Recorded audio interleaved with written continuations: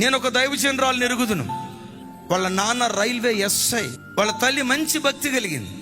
ఆ తల్లి దగ్గర కొంచెం భక్తి నేర్చుకొని రైల్వే ఎస్ఐ కడుపును పుట్టిన బిడ్డ 15వ ఏట యేసుక్రీస్తును స్వరక్షకునిగా అంగీకరించిన తొలి దినాల్లోనే పరిశుద్ధాత్మ అభిషేకాన్ని పొందుకుంది.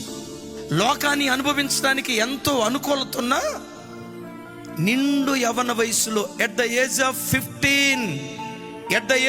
15 15వ సంవత్సరం యేసుక్రీస్తు ప్రశస్తమైన రక్తంతో కడగబడి, నాకు ఈ సినిమాలు వద్దయ్యా, నాకు ఈ లోకం వద్దయ్యా, ఈ అపవిత్రత వద్దయ్యా, ఈ చీకటి లోకంలో నేను జీవించనయ్యా అని 15వ సంవత్సరంలో క్రీస్తు బలిపీఠం మీద సజీవ యాగంగా తన జీవితాన్ని సమర్పించుకుంది.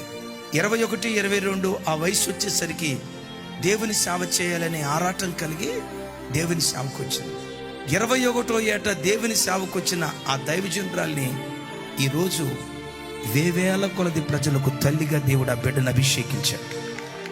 ఆ యవన వయసులో క్రీస్తు బలిపీఠం మీద పెట్టబడిందే, ఆకాశమందలి దేవుడు దాన్ని చూశాడు.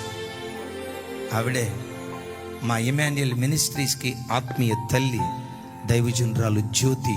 ఈరోజు దేవునికి మాటిస్తున్నానయ్యా, యవ్వన కాలపు క్రొవిన పొట్టేలుగా నా జీవితాన్ని ప్రభువుకు సమర్పిస్తానయ్యా అని ఈ రాత్రి ప్రభువుకు నీ జీవితాన్ని సమర్పించగలిగితే, ఈ దైవజనురాల్ని దేవుడు వాడుకున్న దానికంటే, ఈ దైవజనురాల్ని దేవుడు ఆశీర్వదించిన దానికంటే మిమ్మల్ని ఎక్కువ భాగ్యంతో నా దేవుడు నింపునుగాక.